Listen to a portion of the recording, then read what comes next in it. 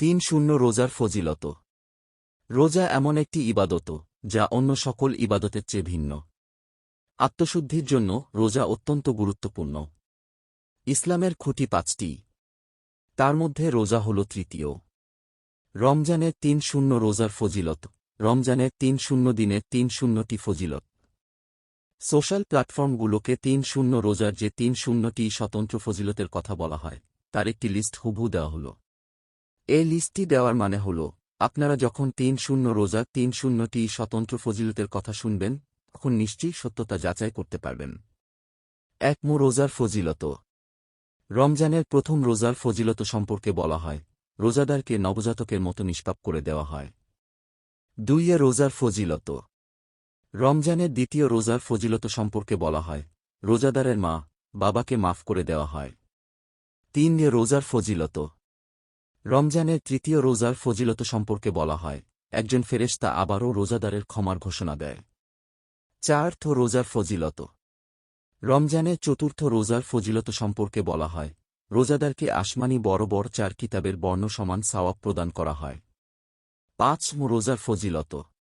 রমজানের পঞ্চম রোজার ফজিলত সম্পর্কে বলা হয়, মক্কা নগরীর মসজিদে হারামে নামাজ আদায়ের সওয়াব দেওয়া হয়। 6 রোজার ফজিলত। রমজানের ষষ্ঠ রোজার ফজিলত সম্পর্কে বলা হয়, ফেরেশতাদের সাথে 7 আকাশে অবস্থিত বাইতুল মামুর তাওয়াফের সওয়াব প্রদান করা হয়। 7 রোজার ফজিলত। রমজানের সপ্তম রোজার ফজিলত সম্পর্কে বলা হয়, ফিরাউনের বিরুদ্ধে মুসা এর পক্ষে সহযোগিতা করার সমান সওয়াব প্রদান করা হয়। 8 রোজার ফজিলত। রমজান মাসের অষ্টম রোজার ফজিলত সম্পর্কে এভাবে বলা হয় যে, রোজাদারের উপর হযরত ইব্রাহিম এর মতো রহমত বর্ষিত হয়। 9 রোজার ফজিলত। রমজান মাসের নবম রোজার ফজিলত সম্পর্কে বলা হয়, নবী রাসূলদের সাথে দাঁড়িয়ে ইবাদতের সমান সওয়াব দেওয়া হয়। 10 রোজার ফজিলত। রমজানের দশম রোজার ফজিলত সম্পর্কে বলা হয়, রোজাদারকে উভয় জাহানের কল্যাণ দান করা হয়। 1 রোজার ফজিলত। রমজান মাসের 1 নম্বর রোজার ফজিলত সম্পর্কে বলা হয়, রোজাদারের মৃত্যু নবজাতকের ন্যায় নিষ্পাপ নিশ্চিত হয়। 2 রোজার ফজিলত। রমজানের 1-2 তারিখের রোজার ফজিলত সম্পর্কে বলা হয়, হাশরের ময়দানে রোজাদারের চেহারা পূর্ণিমা চাঁদের মতো উজ্জ্বল করা হবে। 3 রোজার ফজিলত। রমজানের 3 নম্বর রোজার ফজিলত সম্পর্কে বলা হয়, হাশরের ময়দানে সকল বিপদ থেকে নিরাপদ করা হবে। 4 রোজার ফজিলত। রমজানের 4 তারিখের রোজার ফজিলত সম্পর্কে এভাবে বলা হয়, হাশরের ময়দানে হিসাব নিকাশ সহজ করা হবে। 5 রোজার ফজিলত। রমজানের 5 নম্বর রোজার ফজিলত সম্পর্কে বলা হয়, সমস্ত ফিরিস্তারা রোজাদারের জন্য দোয়া করে। রমজানের 3 রোজার ফজিলত সম্পর্কে মহাগ্রন্থ আল কুরআন এবং বিভিন্ন হাদিসের রেওয়ায়েত বর্ণিত হয়েছে। এরই ভিত্তিতে আমরা জানতে চেষ্টা করব রমজানের 3 দিনের 3টি ফজিলত সম্পর্কে। রোজার সংজ্ঞা মূলত সুবহে সাদেক থেকে শুরু করে সূর্যাস্ত পর্যন্ত সকল প্রকার পানাহার, পাপাচার, যৌন সঙ্গম এবং সেই সাথে যাবতীয় ভোগবিলাস থেকে বিরত থাকার নাম রোয়া। রোজা মূলত একটি ফার্সি শব্দ। কুরআনের ভাষায় অর্থাৎ আরবিতে সওম বলা হয়, যার বাংলা অর্থ সংযম, উপবাস।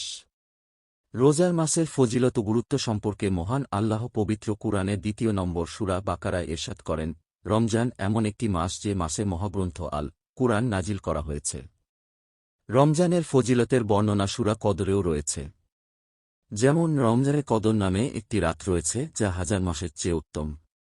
রমজানের 3 রোজার ফজিলত সম্পর্কে হাদিসে বিভিন্ন বর্ণনা পাওয়া যায়, তবে স্বতন্ত্রভাবে রমজানের 3 দিনের 3টি ফজিলত সম্পর্কে কোনো বর্ণনার কথা উল্লেখ পাওয়া যায় না।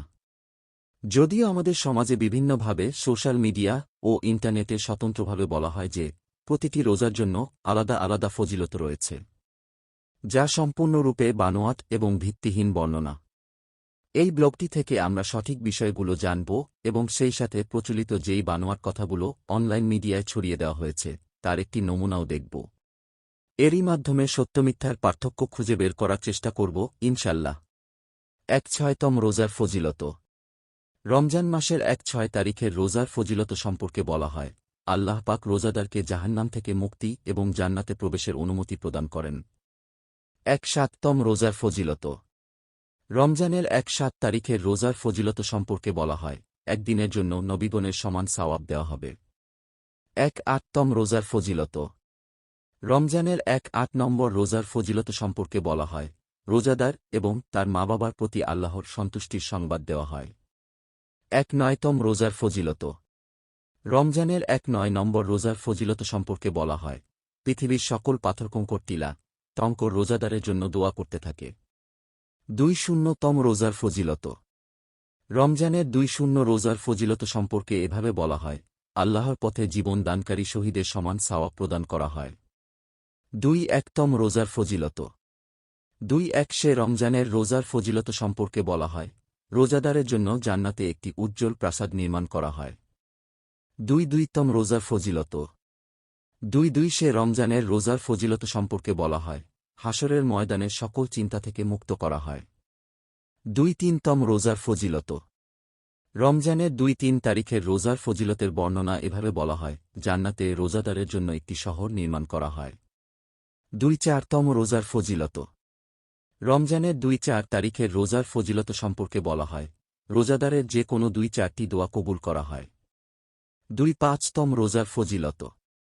২-৫ রমজানের রোজার ফজিলত সম্পর্কে স্বতন্ত্রভাবে বলা হয়, কবরের শাস্তি চিরতরে বন্ধ করে দেওয়া হয়। ২-৬তম রোজার ফজিলত। রমজানের ২-৬ তারিখের রোজার ফজিলত সম্পর্কে বলা হয় যে, ৪০ বছর ইবাদতের সমান সওয়াব প্রদান করা হয়। ২-৭তম রোজার ফজিলত। ২-৭ রমজানের রোজার ফজিলতের বর্ণনা এভাবে করা হয়, চোখের পলকে পুলসিরাত পার করে দেওয়া হয়। ২-৮তম রোজার ফজিলত। রমজানের ২-৮ তারিখের রোজার ফজিলত সম্পর্কে বলা হয়, জান্নাতের নেয়ামত দ্বিগুণ করা হয়। ২-৯তম রোজার ফজিলত। ২-৯ রমজানের রোজার ফজিলত সম্পর্কে বলা হয়, ১,০০০ কবুল হজ্জের সওয়াব প্রদান করা হয়। ৩-০তম রোজার ফজিলত। আর রমজানের ৩-০ তারিখ অর্থাৎ শেষ রোজার ফজিলত সম্পর্কে বলা হয়, পুরো রমজানের ফজিলত দ্বিগুণ করা হয়। রমজানের ৩-০ রোজার ফজিলত ও কিছু কথা। রমজানের ৩-০ দিনের ৩-০টি ফজিলতের বর্ণনা কোনো হাদিসেই নেই। যারা এভাবে বর্ণনা করে যে, রমজানের অমুক তারিখের অমুক ফজিলত, তাদেরকে যদি বলা হয় রেফারেন্স সহ রমজানের ৩-০ রোজার ৩-০ ফজিলত সম্পর্কে বলার জন্য, নিশ্চয়ই তারা রেফারেন্স দেখাতে পারবে না। আমাদের সমাজে এমন অনেক প্রচলিত প্রসিদ্ধ কথা আছে, যা রাসূল শাহ এর নামে হাদিস বলে চালিয়ে দেওয়া হয়, অথচ এই কথাগুলো রাসূল শাহ বলেননি। যেমন একটি প্রসিদ্ধ প্রচলিত কথা হল, বিদ্বানের কলমের কালি শহীদের রক্তের চেয়ে দামি। এটি মূলত হাদিস নয়, অন্য কারো বাণী হতে পারে। এমন অনেক প্রচলিত কথা আছে, যা বলতে বলতে একসময় সমাজে প্রতিষ্ঠিত হয়ে যায়। কিন্তু রাসূল শাহ এর নামে কোনো কথা বলার আগে হাজারবার এটা নিয়ে চিন্তা করা উচিত। কারণ তিনি স্রষ্টা প্রদত্ত একজন নবী ও রাসূল। তার উপর মিথ্যে অপবাদ দেওয়া সাধারণ অপরাধের মতো নয়, বরং এটা একটি জঘন্য শাস্তিযোগ্য অপরাধ। রমজানের ৩-০ রোজার বহু ফজিলত রয়েছে। এই বিষয়ে বিশুদ্ধ সূত্রে অনেক হাদিস বর্ণিত হয়েছে। আরও এরকম তথ্য জানতে চ্যানেলটিকে সাবস্ক্রাইব করুন, লাইক করুন এবং শেয়ার করুন। আবার দেখা হবে অন্য একটি তথ্য নিয়ে।